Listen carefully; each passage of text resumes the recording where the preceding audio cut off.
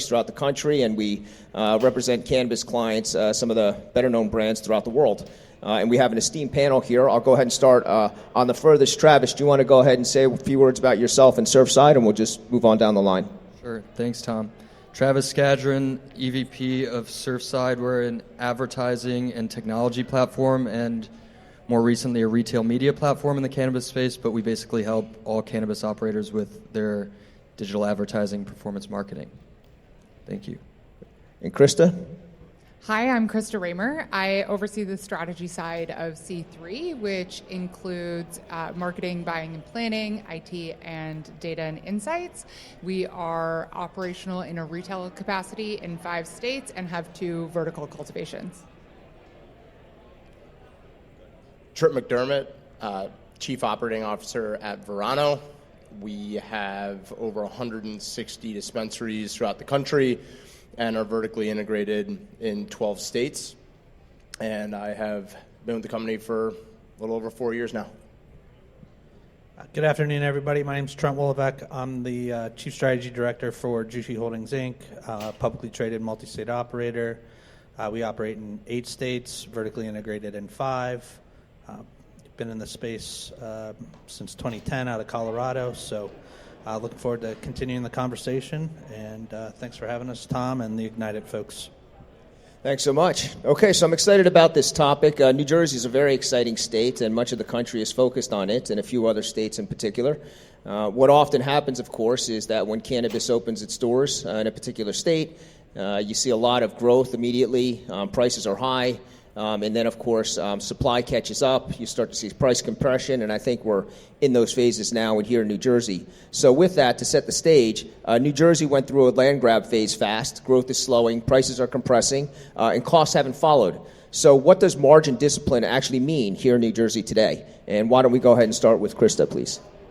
Yeah, I think margin discipline for us in this environment is also paying attention to dollars, not just as a percentage.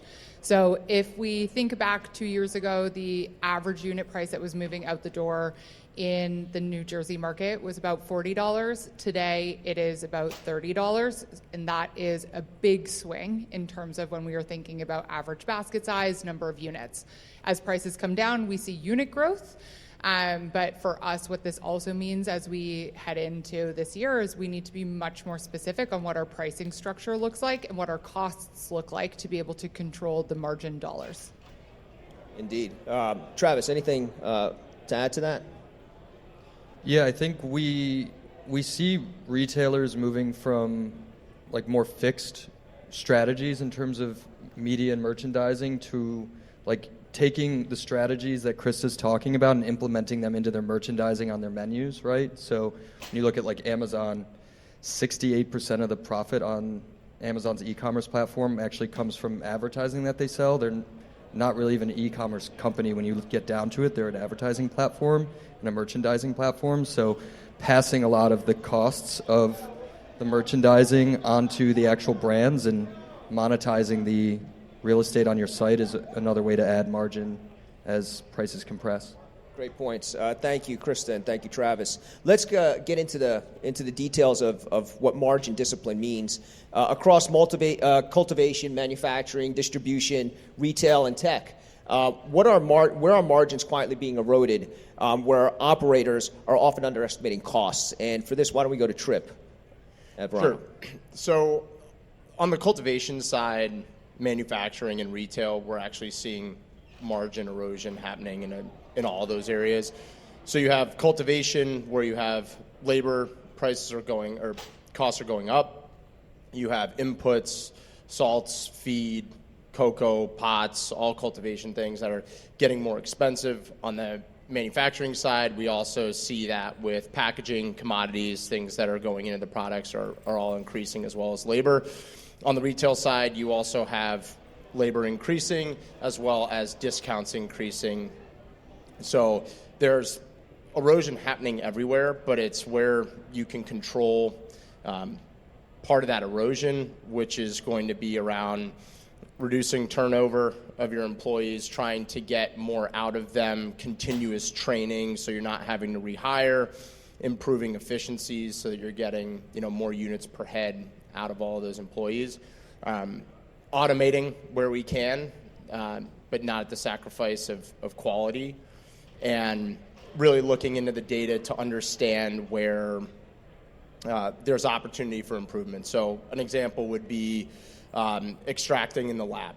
So if you're not capturing the data of your extraction yields, which, and this might be one of the quieter parts of the margin erosion, is if you're not capturing the data from extraction, right? Inputs is what's going in. Is it trim? Is it flower? What's the soak time? What are the yields on the other end of the extraction? Then you might compound that on an annual basis, and it really adds up. Even if it's a few basis points per extraction run, you can do the same on rosin and resin.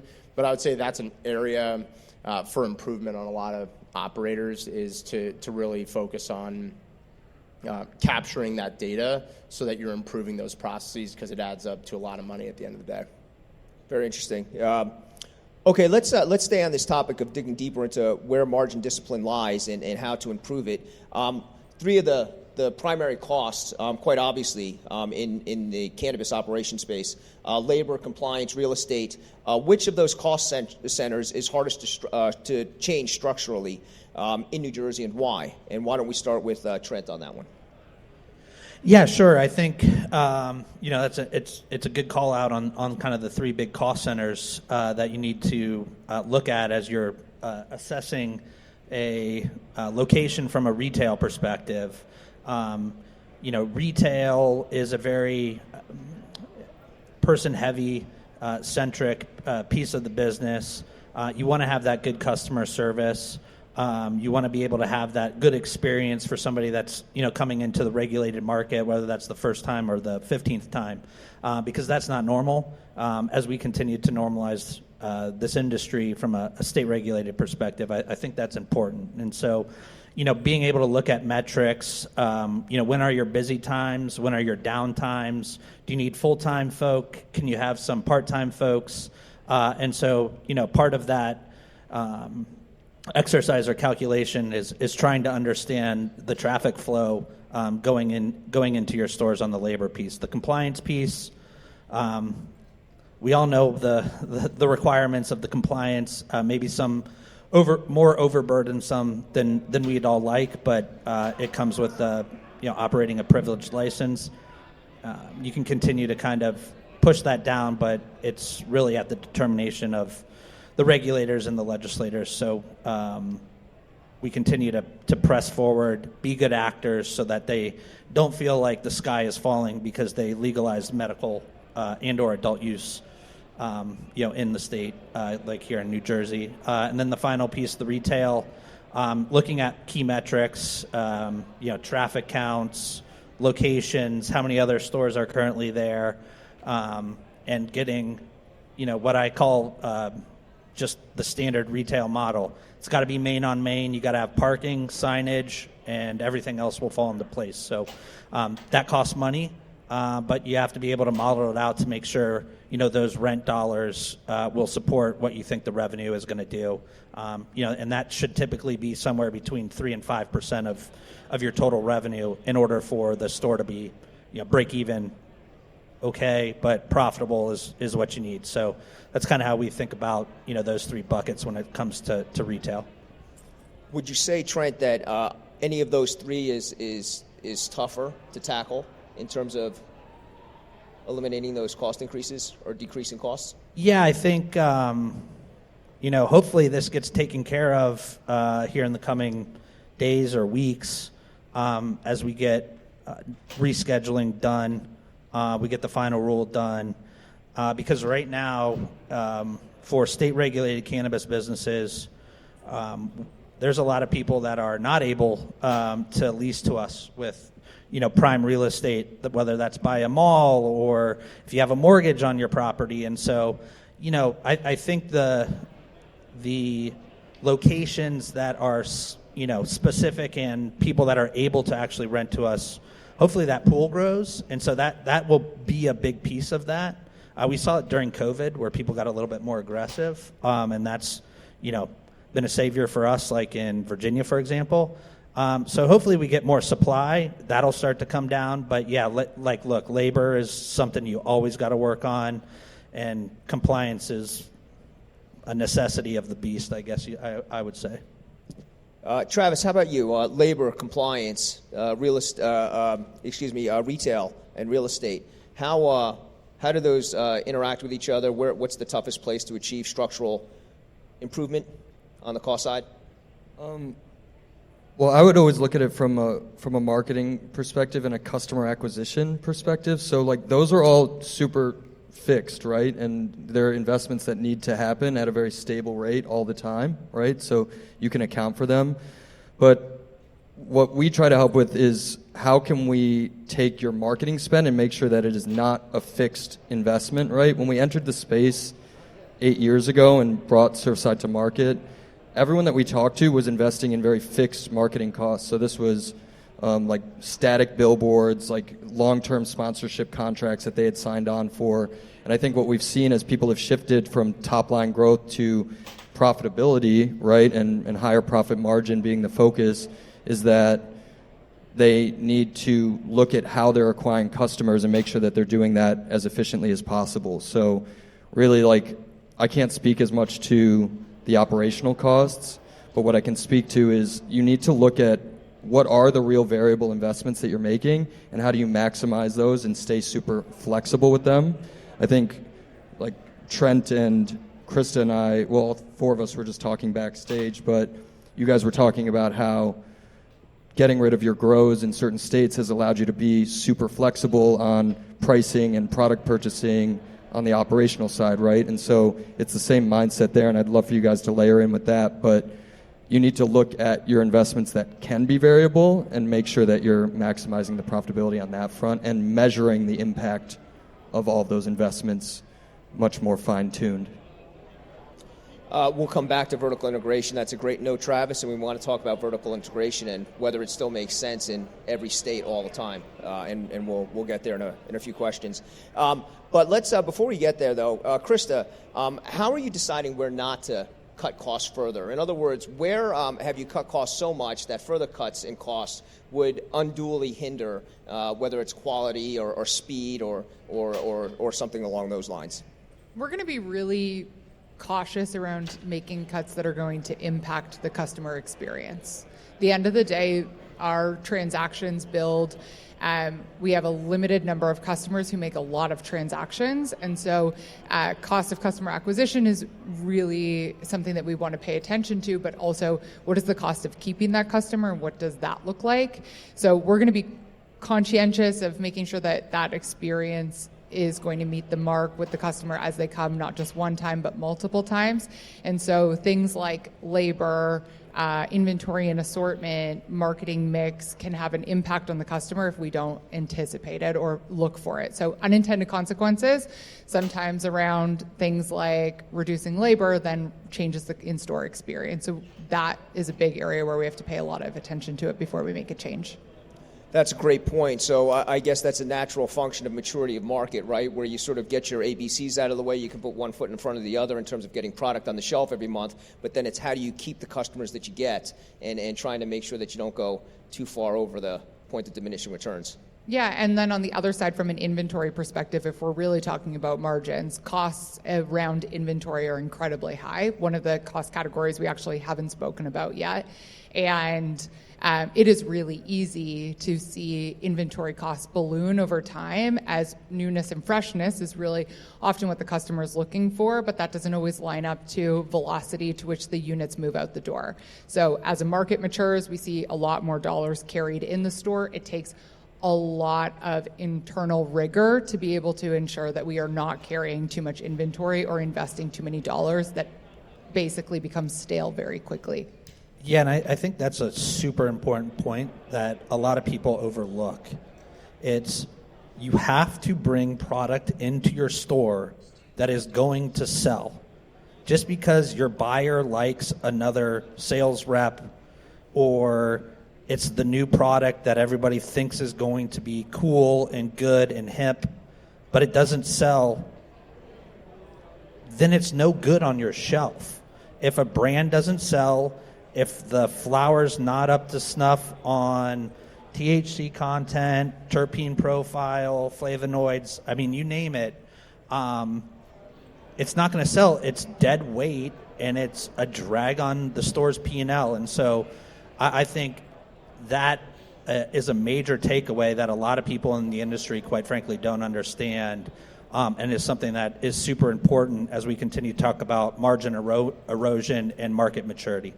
And the last thing on that is, how do you communicate that inventory strategy and all that you buy, all that buying that you've been doing, to the end consumer, right? And making sure that you're putting the right product in front of them at the right moment so that it moves through your system in the way that you need it to. And I think we're seeing people start to take that a lot more seriously as well. Not just stocking it, but the strategy around communicating that to your customers. Indeed, and what we're talking about there, at least in some large measure, is data and analyzing that data and owning it. So we'll come to that, the data point in a few moments. Trip, why don't we come to you next for this one?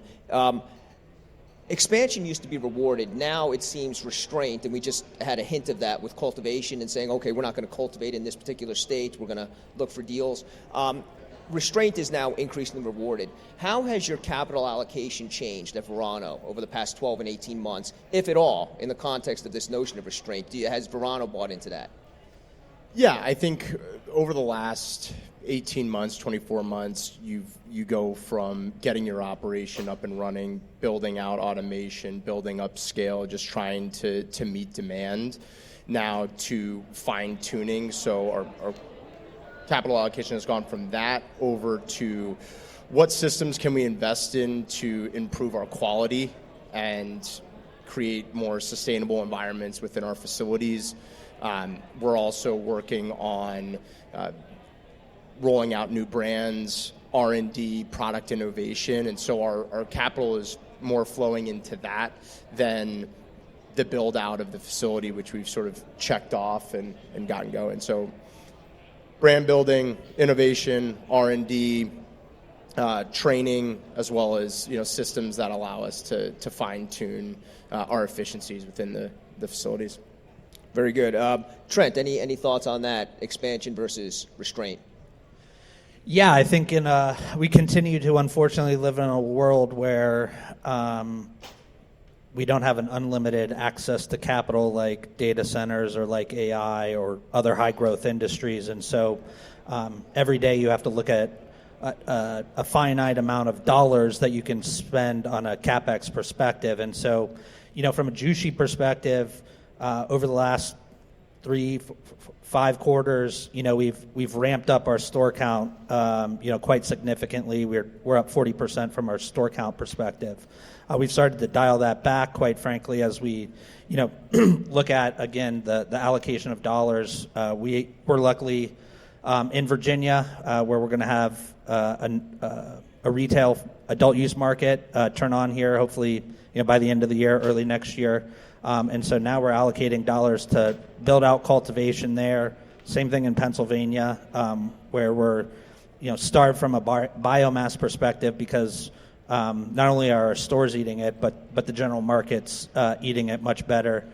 Quality of genetics, quality of product, what goes in the bag is super important. And so, from our standpoint, wider and deeper in certain states makes a lot more sense than broader and wider across many markets. And I think you've seen not only the public MSOs, but also the private MSOs consolidate around that strategy. Very good. I want to talk about vertical integration, which we said we'd come back to.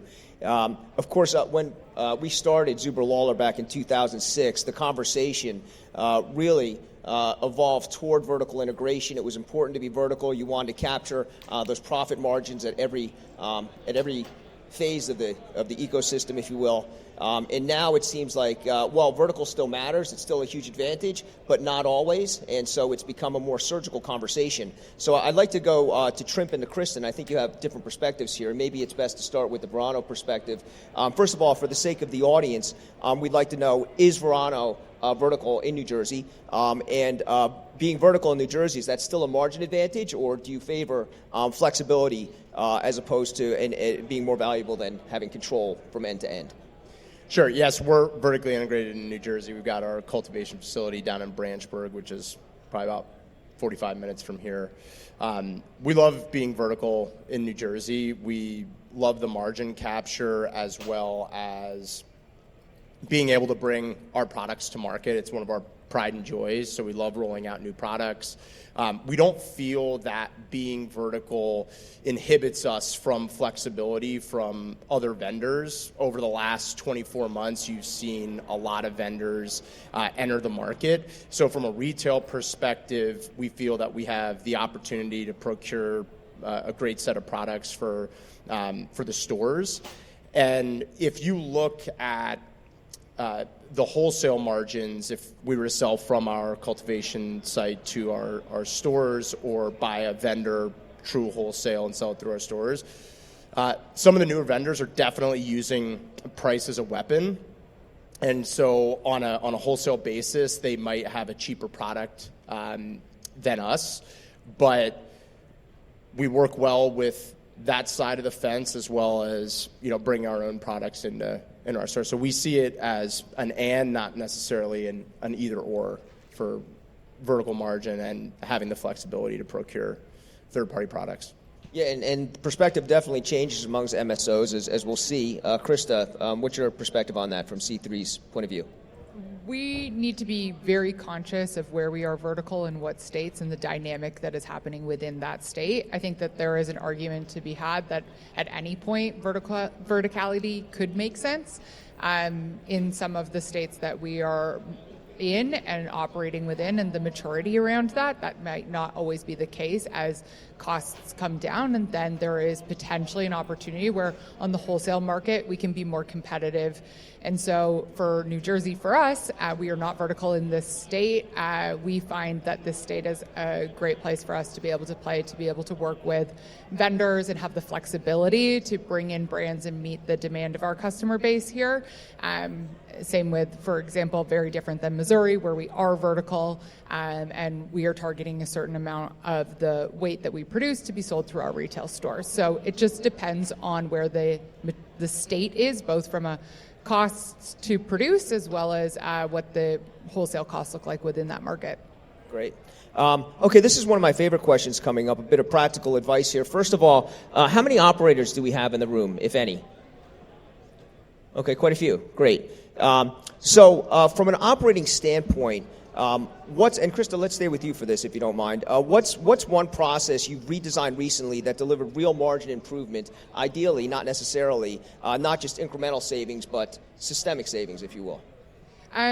For us, one of the biggest areas where we have, as we kind of get into a situation where we are about refinement, is taking a look at the inventory and assortments within a state and then by store to identify where we have room to potentially push on margin or negotiate costs based off of things like velocity. So what that actually means is that we are moving away from things like standard markups, but actually using different markup strategies based off of how quickly a product will move throughout the environment, taking into consideration total margin dollars as opposed to only margin as a percent. Very good. Very helpful. Thank you. And that's a great example. Trent, any examples on that front? Yeah, I think, from my perspective, we're seeing a pretty large shift in consumer demand, or at least being more mindful of their dollars, obviously, as they continue to be educated more and more around normalization of cannabis. But the thing we've seen in a lot of our markets is actually a larger pack size.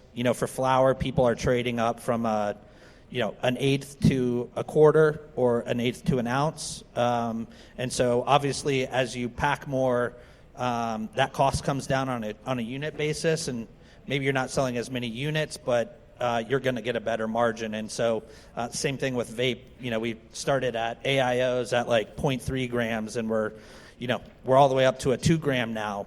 In the illicit market, they're like doing 7 grams, which is crazy. Join us in Michigan, and it's 3. Okay, yeah, well, there you go. And it's like, every market is different. I mean, I think, if anything, people don't understand that each market, each state needs a different strategy. And I would even argue now each city or jurisdiction or area within the state needs a specific strategy. And so that larger pack size, you may not have as many units moved, but your margin dollars are going to be much higher. And at the end of the day, I always laugh about it. I care about dollars in my pocket. I don't care if that's at 45% or at 50% or at 42%, because dollars in my pocket is actually what gets paid back out to our employees, our shareholders, so on and so forth. So, yeah, margin percent is great, but at the end of the day, it's dollars and cents that actually make the business happen and move forward. Great. Let's talk about, we said we'd come back to data. We don't have time for too many questions on the data front, but one, I'd like to find another bit of practical advice. And Travis, if we could start with you here, that'd be great. Let's talk about tech partners in the ecosystem. Data tech partners, it could be other tech partners. Where do you see operators over-investing in tools relating to whether it's data, whether it's other analytical tools, other tech tools, where it's not really moving the needle so much, and where are they under-investing?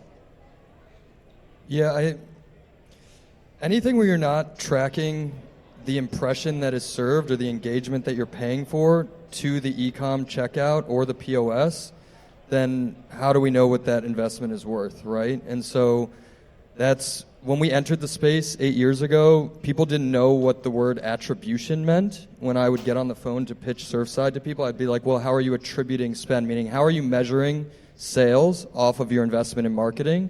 And I would be on the phone with like CMOs in the space, and they didn't know what that word meant. Now, like, it's been our job and many of our colleagues' jobs in the space to kind of like educate marketing people towards that knowledge. And then lots of people have come in from outside of the space and brought that knowledge in. But today, what really matters is, again, that you're acquiring people profitably, and that should mean that when you're targeting someone with an ad or with an event or whatever you're doing, you have data backing up that you should be hitting that exact person with the ad, and then you're tracking whether that person actually converts at the checkout. And you can do that through having your media partner integrate with your e-com and your POS. The big movement this year and over the last year has been tying everything to the in-store transaction. But once they're in the store, 70 to 80% of decision making normally happens at the register, at the menu, right? And so that's where what Trent and Krista talked about becomes really important, because we need to push that larger pack at them when they walk through the door and say, if they're on a menu, you should be merchandising and showing them the right product at that moment. If they're in store, the bud tenders and the TV screens need to be set up like that.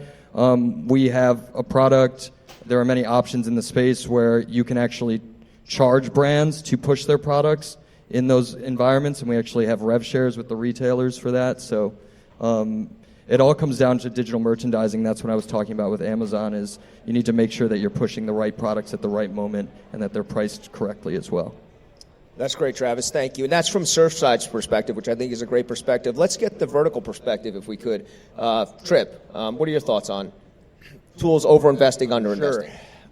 I'm not totally sure where people are over-investing. I know it's happening in a lot of areas, but specifically, I'll dive into where people are under-investing, which is product costing, definitely at the facility level. So ERPs are no small hill to climb, and implementing an ERP so that you actually understand what your cost of producing a certain product is everything. Until you do that, you can't really become fully dialed in as an operator, and it's very difficult to do. But once you do it, you will realize that a lot of things you thought you were really good at, you weren't as good as you thought, and some stuff you thought you were good at, you're actually great at. But it allows you to lean into your core competencies and do a SKU rationalization exercise. We're going to cut this half of the products and we're going to focus on this. And people get scared when you're cutting out products where you're generating revenue, but it really allows you to lean into your core competencies where you can actually expand those product categories or lines and actually generate more revenue. But the product costing is definitely an area for opportunity for a lot of people because they think they understand it, but once you start to dial in all of the factors, you realize that you might be a little off from where you thought you were. Very good. Two different and very helpful perspectives there. We're out of time, so I want to ask a speed round question here. Very quick question. I'm going to put you on the spot. My apologies in advance. Will Schedule 3 take effect in 2026? Yes or no answer, please. Do we think it's actually going to happen? And Trent, we'll start with you and go down the line. Yes, the Farm Bill loophole will also be closed. I stopped doing this a long time ago, but I'll go with yes for 2026. Nothing this year has gone how I thought it would go so far, so I'll say yes because I would have originally said no. Wow. Okay, 3 yeses. I've said no on all this stuff for 10 years, but I mean, he signed the papers, so I guess it's yes. We'll see. I'm going to say yes, too, and I'm absolutely shocked we got 5 out of 5 yeses. We can all eat our foot at next year's Ignited conference. Thank you very much, Ignited. Thank you, everybody. Really appreciate it. Thanks, everybody. Thanks.